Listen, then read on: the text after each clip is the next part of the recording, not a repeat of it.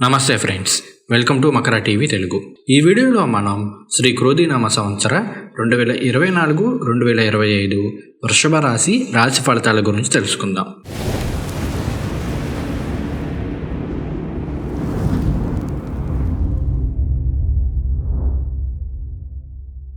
ఈ రాశి వారికి ఈ సంవత్సరం ఆదాయం 2, వ్యయం 8. అయితే మీకు ఇక్కడ ఒక సందేహం రావచ్చు, ₹2 సంపాదించుకుంటే ₹8 ఖర్చు పెడతామా, అంటే ₹6 ఎక్కడైనా అప్పు చేసేస్తామా ఏంటి అని. అయితే ఇక్కడ అసలు అర్థం ఏంటి అంటే శుభ వ్యయం చేస్తాము అని. అంటే ఫర్ ఎగ్జాంపుల్ ఒక ఇల్లు కొనుక్కోవాలి అనుకుంటున్నారు, లేదంటే ఒక స్థలం కొనాలి అనుకుంటున్నారు అనుకోండి. ఇక్కడ ఒక ఇల్లు అనేది ఒక 50 లక్షలు ఉంటే 50 లక్షలు మనం క్యాష్ పే చేయం కదా, ఒక 15 లక్షలు 20 లక్షలు క్యాష్ పే చేస్తే మిగిలిన అమౌంట్కి మనం బ్యాంకులో లోన్ తీసుకుంటాము, అవునా. సో ఇక్కడ శుభానికి అంటే ఒక ఇల్లు కొనుక్కోవడం కోసం మనం అప్పు చేయాల్సి వస్తున్నాం. సో ఈ విధంగా ఒక ఇల్లు కొనుగోలు చేయడానికో, ఒక స్థలం కోసమో, ఒక వాహనం కోసమో, లేదంటే పిల్లల చదువుకి సంబంధించి వాళ్ళు ఎక్కడో విదేశాలకు పంపించాలనుకుంటున్నాం, దానికి సంబంధించి స్టూడెంట్ లోన్స్ తీసుకోవడము, స్టడీ లోన్స్ తీసుకోవడము, ఇటువంటి వాటి ద్వారా ధనాన్ని ఖర్చు చేస్తాము. అందుకని ఆదాయం 2, వ్యయం 8. తర్వాత రాజపూజ్యం 7, అవమానం 3. అంటే 7 మన ఎదుగుదలను మెచ్చుకుంటే, ఓకే మనవాడు బాగుపడుతున్నాడు, మనవాడు జీవితంలోకి వృద్ధిలోకి వస్తున్నాడని 7 ఫీల్ అయితే, 3 మనల్ని తిట్టుకునే వాళ్ళు, అరే వాడు ఎదిగిపోతున్నాడు అని మన వల్ల కుళ్ళుకునే వాళ్ళు ఉంటారన్నమాట. అయితే రాజపూజ్యం 7, అవమానం 3 బాగానే ఉంది కాబట్టి ఇది ఓకే. తర్వాత ఈ వృషభ రాశి వారికి ఈ సంవత్సరం అంతా కూడా లాభస్థానంలో అంటే 11వ స్థానంలో సంచారం చేస్తున్న రాహు యొక్క సంచారం అనేది చాలా చాలా అనుకూలంగా ఉంది. తరువాత మే 1, 2024 నుండి జన్మరాశిలోనే అంటే మన వృషభ రాశిలోనే సంచారం చేయబోతున్న గురువుగారి సంచారం కూడా అనుకూలంగా ఉంటుంది. ఈ గురువుగారి సంచారానికి సంబంధించి త్వరలోనే వృషభ రాశిలోని ఒక్కొక్క నక్షత్రాన్ని తీసుకుని మరి ఒక క్లియర్ వీడియో అనేది చేస్తాను. తర్వాత దశమ స్థానంలో ఈ సంవత్సరం అంతా సంచారం చేయబోతున్న శని భగవానుడి సంచారం అనేది మిశ్రమ ఫలితాలను ఇస్తుంది. అలానే 5వ స్థానంలో సంచారం చేయబోతున్న కేతు సంచారం కూడా మిశ్రమ ఫలితాలను ఇస్తుంది. ఓవరాల్గా చూసుకుంటే కనుక గురువు రాహుల సంచారం అనేది చాలా అనుకూలంగా ఉంది. శని భగవానుడు ఒక 80% వరకు కూడా అనుకూలంగానే ఉంటారు, కేతువు ఒక 60% వరకు అనుకూలంగా ఉంటారు. ఈ 4 గ్రహాల సంచారాన్ని మనం పరిగణనలోకి తీసుకొని చూస్తే గనక ముందుగా ఆర్థికపరమైన విషయాల్లో అనుకూలంగానే ఉంటుంది. ముఖ్యంగా నిరుద్యోగులకి మంచి ఉద్యోగ అవకాశాలు వస్తాయి.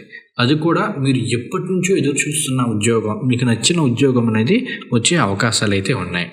అయితే ఉద్యోగంలో కొంత పని ఒత్తిడి ఉండవచ్చు. ఈవెన్ ఆల్రెడీ ఉద్యోగం చేస్తున్న వాళ్ళకు కూడా పనిలో కొంత ఒత్తిడి ఉండడం, కాస్త ఎక్కువ కష్టపడాల్సి రావడం ఇలాంటివి జరుగుతాయి. కానీ నిరుద్యోగులకు మాత్రం ఖచ్చితంగా ఉద్యోగ అవకాశాలు వస్తాయి. ఆల్రెడీ ఉద్యోగం చేస్తున్న వాళ్ళకి బదిలీలు ఉండే అవకాశాలు ఉన్నాయి. అలానే వ్యాపారస్తులకి చాలా అనుకూలంగా ఉంటుంది. సడన్ ప్రాఫిట్స్ అనేవి ఎక్కువగా ఉంటాయి. ఎందుకంటే 11వ స్థానంలో రాహు సంచారం ఉంది కాబట్టి సడన్ గెయిన్స్ కానీ సడన్ ప్రాఫిట్స్ కానీ ఎక్కువగా ఉండే అవకాశాలు ఉన్నాయి. అలానే గోచారం పరంగా చూసుకుంటే కనుక కొత్తగా బిజినెస్ స్టార్ట్ చేయాలి అనుకున్న వాళ్ళకి కూడా ఈ సంవత్సరం బాగానే ఉంటుంది. కృషికి తగిన ఫలితం అనేది వస్తుంది. తర్వాత విదేశాలకు వెళ్ళి ఉద్యోగం చేయాలి అనుకునే వాళ్ళకి, ఆల్రెడీ విదేశాల్లో ఉద్యోగాలు చేస్తున్న వారికి కూడా అనుకూలంగానే ఉంటుంది. తర్వాత విదేశీ కంపెనీలతో టైఅప్ అయ్యి అంటే మైక్రోసాఫ్ట్తోనూ గూగుల్ వాళ్ళతో టైఅప్ అయ్యి మన ఇండియాలో జాబ్ చేస్తున్న అటువంటి కంపెనీల్లో వర్క్ చేస్తున్న వాళ్ళకి కూడా ఈ సంవత్సరం అనేది అనుకూలంగా ఉంటుంది. అలానే ఉద్యోగ మార్పు అనేది ఉండే అవకాశం ఉంది. అంటే ఒక సంస్థ నుండి ఇంకో సంస్థకి ఉద్యోగం మారే అవకాశాలు ఉన్నాయి.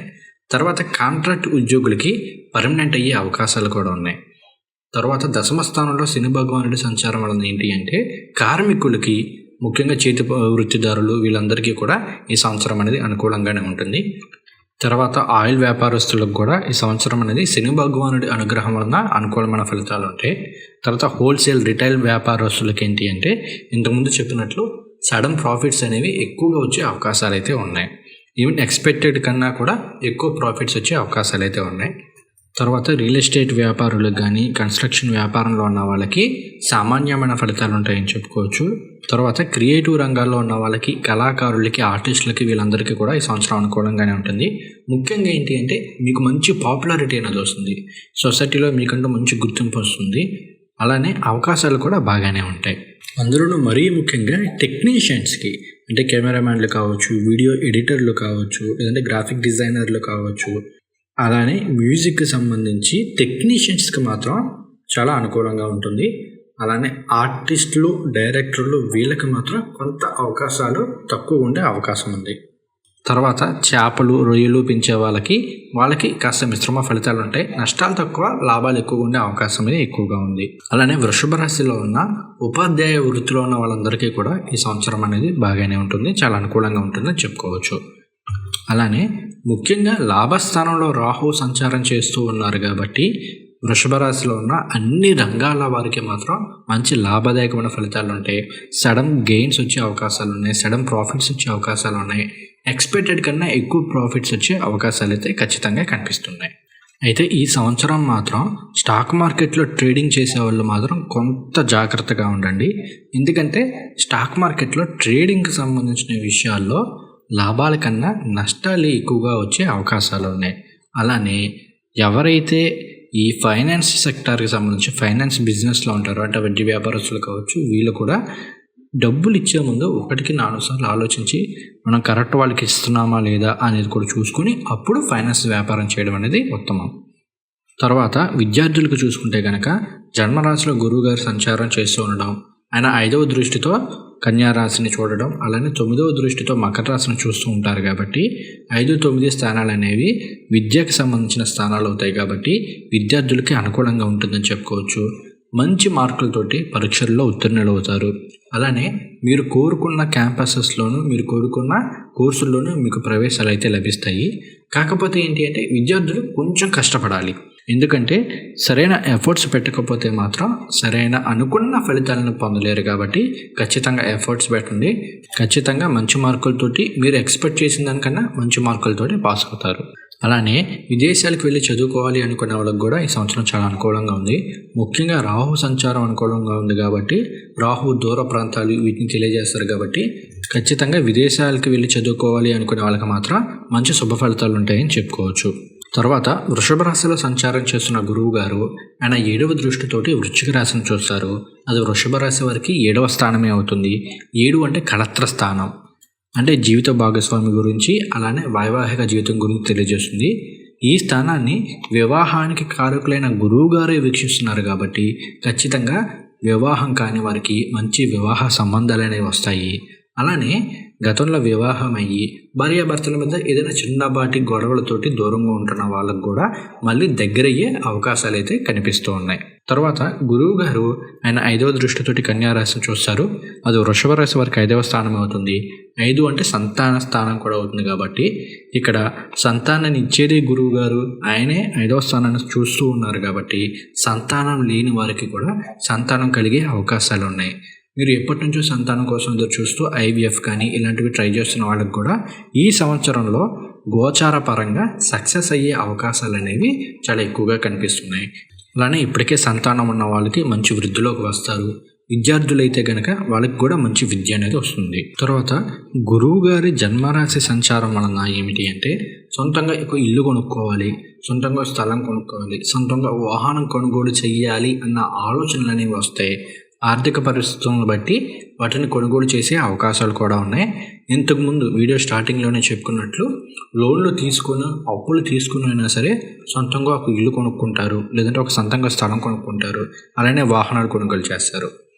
అలానే ఆధ్యాత్మికపరమైన విషయాల్లో కూడా చాలా మంచి అనుకూలమైన ఫలితాలు ఉంటాయి. దేవాలయాల సందర్శనం కావచ్చు, లేదంటే వృద్ధాశ్రమాలు, అనాథ శరణాలయాల్లో సేవ చేయడం కానీ, వాళ్ళకి ఏమైనా డొనేషన్స్ ఇవ్వడం కానీ ఇలాంటివి చేసే అవకాశాలు అయితే ఉన్నాయి. అలానే ఈ రాష్ట్రంలో ఉన్న స్త్రీలకు కూడా అనుకూలమైన ఫలితాలు ఉంటాయి. ముఖ్యంగా ఉద్యోగాలకు సంబంధించిన విషయాల్లో పురుషుల కంటే స్త్రీలకే ఎక్కువ అవకాశాలు ఉన్నాయి, అంటే ఎక్కువ అవకాశాలు వచ్చే ఆస్కారం అయితే ఉంది. అలానే వివాహం కాని వారికి వివాహ సంబంధాలు కానీ, సంతానం లేని వారికి సంతానపరమైన విషయాల్లో కూడా అనుకూలమైన ఫలితాలే ఉంటాయి. ఎప్పటి నుంచో సంతానం కోసం ట్రై చేస్తూ IVF కానీ ఇలాంటివి ట్రై చేస్తున్న వాళ్ళకు కూడా ఈ సంవత్సరం అనుకూలమైన ఫలితాలు ఉండే ఆస్కారం అయితే ఉంది. ఇక ఈ రాశివారు ఏ విషయాల్లో జాగ్రత్తగా ఉండాలి అంటే ముందుగా డ్రైవింగ్కి సంబంధించిన విషయంలో మాత్రం చాలా జాగ్రత్తగా ఉండండి. డ్రంక్ అండ్ డ్రైవ్ చేయడం కానీ, లేదంటే ఓవర్ స్పీడ్తో డ్రైవ్ చేయడం కానీ ఇలాంటివి చేయకండి. అలానే ఇంకొన్ని సందర్భాల్లో ఆవేశపూరితంగా తీసుకునే నిర్ణయాలు అనేవి చాలా ఇబ్బంది పడతాయి. ముఖ్యంగా ఉద్యోగాలకు సంబంధించి అంటే ఏదో కొలీగ్తోనో లేదంటే మేనేజ్మెంట్తోనో ఏదైనా చిన్నపాటి గొడవ వచ్చేసి దాన్ని మీకు మీరే పెద్ద చేసుకుని జాబ్ మానేయడం కానీ, లేదంటే వ్యాపారం చేసే వాళ్ళు అయితే కనుక మీకు కాంట్రాక్ట్లు ఇచ్చే వాళ్ళతోనో మీ క్లయింట్లతోనో గొడవలు పడి ఆ బిజినెస్ చెడగొట్టుకోవడం కానీ ఇలాంటివి చేయకండి. వీలైనంత వరకు చాలా పేషెన్స్తో ఉండడానికి ట్రై చేయండి. తర్వాత డైట్కి సంబంధించిన విషయంలో కూడా చాలా జాగ్రత్తగా ఉండండి. ఎటువంటి ఫుడ్ తింటున్నాము, ఎంత తింటున్నామో, మన షుగర్ లెవెల్స్ ఎలా ఉన్నాయి, నార్మల్ వెయిట్లోనే ఉన్నామా, ఒబేసిటీలోకి ఓవర్ వెయిట్లోకి వెళ్ళిపోతున్నామా అనేది మాత్రం 1-2 సార్లు చెక్ చేసుకుంటా ఉండండి. అలానే వీలైనంత వరకు బయట ఫుడ్ కానీ ఫాస్ట్ ఫుడ్ కానీ తినడం అనేది అవాయిడ్ చేయండి. ఎందుకంటే కొన్ని సందర్భాల్లో ఫుడ్ పాయిజన్ అవ్వడం కానీ ఇలాంటివి జరిగే అవకాశాలు అయితే ఉన్నాయి. తర్వాత ఈ రాశి వారికి ఏ నెలలో బాగుంటాయి, ఎలా ఉంటాయి అనేది చూసుకుంటే కనుక 2024 ఏప్రిల్, మే, జూన్, జూలై బాగానే ఉంటాయి. ఆగస్టు నెలలో కొంత మిశ్రమ ఫలితాలు ఉంటాయి. సెప్టెంబర్ నెల మళ్ళీ బాగుంటుంది. అక్టోబర్ నెల విషయంలో మాత్రం చాలా జాగ్రత్తగా ఉండండి. డ్రైవింగ్కి సంబంధించిన విషయాల్లో కావచ్చు, ఇంతకుముందు చెప్పినట్టు మీ అగ్రెసివ్నెస్ అంటే విపరీతమైన కోపం వచ్చేయడం కానీ, ఆవేశపూరితంగా నిర్ణయాలు తీసుకోవడం కానీ ఇలాంటివి చేయకండి. తర్వాత నవంబర్ నెలలో కూడా మిశ్రమ ఫలితాలు ఉంటాయి. డిసెంబర్, జనవరి నెలలు చాలా బాగున్నాయి. ఫిబ్రవరి, మార్చి కూడా అనుకూలంగానే ఉంటుంది. తర్వాత వృషభ రాశిలో ఉన్న ఒక్కొక్క నక్షత్రాన్ని తీసుకొని ఏ నక్షత్రం వరకు ఎలా ఉంటుంది అనేది తెలుసుకుందాం. ముందుగా కృత్తిక 2, 3, 4 పాదాలు వృషభ రాశిలో ఉంటాయి. వీరికి చాలా అనుకూలంగా ఉంది. గురువుగారి సంచారం అనేది మే 1 నుంచి అనుకూలంగా ఉంటుంది కాబట్టి ఆర్థికపరమైన విషయాల్లో చాలా మంచి అనుకూలంగా ఉంటుంది. తర్వాత మీ మెంటాలిటీ కూడా మారుతుంది. అంటే గతంతో పోలిస్తే చాలా మెచ్యూరిటీగా ఆలోచించడం కావచ్చు, భవిష్యత్తు కోసం ఆలోచించే విధానం కావచ్చు చాలా అనుకూలంగా ఉంటుంది. ఇలా మీరు భవిష్యత్తు కోసం ఆలోచించి మీరు తీసుకునే నిర్ణయాలు కూడా భవిష్యత్తులో మంచి శుభ ఫలితాలను ఇస్తాయి. అలానే మీరు ఏదైనా పని మొదలు పెడితే ఒక 2-3 సార్లు ట్రై చేసి తప్ప ఆ పని అనేది పూర్తి కాదు. ఫైనల్గా పని పూర్తవుతుంది. దాని మీద మీరు ఎక్స్పెక్ట్ చేసిన దానికన్నా మంచి రిజల్ట్స్ వస్తాయి. కాకపోతే ఏంటి అంటే 1-2-3 సార్లు ట్రై చేస్తే తప్ప పని అనేది పూర్తి కాదు. తర్వాత రోహిణి నక్షత్రం. రోహిణి 4 పాదాలు కూడా మనకి వృషభ రాశిలో ఉంటాయి. వీరికి సంవత్సరం అంతా కూడా గురువు గారి సంచారం అనేది మాత్రం చాలా అనుకూలంగా ఉంది. కాబట్టి ఏంటి అంటే మీకు అన్ని విషయాల్లోనూ అన్ని పరంగా కూడా అనుకూలమైన ఫలితాలు ఉంటాయి. అలానే రాహువు కూడా మంచి స్థితిలో ఉన్నారు.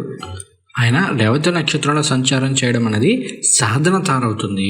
కాబట్టి ఏంటి అంటే ఏ పన్నైనా సరే విజయవంతంగా పూర్తి చేసుకోగలుగుతారు. ఎన్ని ఆటంకాలు ఎదురైనా ఏమైనా సరే మొండితనంతో పట్టుదలతోటి ఆ పనిని పూర్తి చేసుకోగలుగుతారు. తర్వాత శని భగవానుడు శతభిష సంచారం అనేది ఒక్కటే అంత అనుకూలంగా లేదు. కాబట్టి ఆబ్స్టికల్స్ అనేవి ఎక్కువ ఉంటాయి. 1-2-3 సార్లు చేస్తే తప్ప పని అనేది పూర్తి కాదు. అయితే రాహువు గురువు గారి అనుకూలత అవడం ఏంటి అంటే ఏ పని అయినా సరే ఇంతకుముందు చెప్పినట్లు సక్సెస్ఫుల్గా పూర్తి చేసుకోగలుగుతారు. 2-3 అటెంప్ట్స్ అయినా కూడా మొండితనంతో పట్టుదలతోనూ ఏ పని ఎలా చేస్తే పూర్తవుతుంది, మాటలతో పూర్తి అయిపోతుందా, ఇంకేం చేస్తే పూర్తవుతుంది అనే ఆలోచన కూడా మీకు వస్తుంది. తద్వారా కార్యజయం అనేది కలుగుతుంది. తదుపరి మృగశిర నక్షత్రం. మృగశిర 1-2 పాదాలు వృషభ రాశిలో ఉంటాయి. వీరికి శని భగవానుడి సంచారం అనేది సంపత్తారలో సంచారం చేస్తున్నారు. కాబట్టి ఏంటి అంటే శని భగవానుడు శతభిష నక్షత్రంలో సంచారం చేస్తున్నంత కాలం కూడా ఆర్థికపరమైన విషయాల్లో మాత్రం చాలా అనుకూలంగా ఉంటుంది. మంచి ధనాదాయం ఉంటుంది. గతంలో చేసిన రుణాలు తీర్చుకోగలుగుతారు. అలానే నిరుద్యోగులకి ఉద్యోగ అవకాశాలు ఉంటాయి. అలానే వ్యాపారస్తులకు కూడా మంచి లాభాలు అనేవి వచ్చే ఆస్కారం అయితే ఉంది. అయితే కొన్ని సందర్భాల్లో ఏంటి అంటే ముఖ్యంగా సూర్యాస్తమ సమయంలో అంటే 5:30, 6 ఆ టైంకి అయ్యేసరికి ఏదో తెలియని ఆందోళన, ఏదో తెలియని నిస్సత్వాన్ని వచ్చేస్తాయి. అంటే అంతా బాగానే ఉన్నా కూడా ఏంటి ఏదో బాగాలేదు, లైఫ్లో ఏదో మిస్ అవుతుంది అనే ఇటువంటి ఫీలింగ్ అనేది కలుగుతుంది. మీరు ఇటువంటి టైంలో కుదిరితే కనుక శివాలయానికి వెళ్ళి పరమేశ్వరుని దర్శనం చేసుకోవడం కానీ, లేదంటే స్వామివారికి సంబంధించిన పంచాక్షరి మంత్రాన్ని కానీ ఇంకేదైనా స్తోత్రాలు పారాయణ చేసుకోండి. అలానే అమ్మవారికి సంబంధించి దుర్గాదేవి అమ్మవారికి సంబంధించి ఆరాధన అయితే ఖచ్చితంగా చేసుకోండి. ఉదయాన్నే వీలైతే కనుక శుభ్రంగా స్నానం చేసి వచ్చి అమ్మవారి కవచం, దుర్గా కవచం వినండి. అలానే కుదిరితే దుర్గాదేవి అష్టోత్తర శతనామావళి చదువుకోండి. అన్ని విషయాల్లోనూ మంచి శుభ ఫలితాలని ఉంటాయి. సో ఇది ఫ్రెండ్స్ ఈ వీడియో. ఇంకొక వీడియోలో మళ్ళీ కలుద్దాం. అంతవరకు సెలవు. నమస్కారం.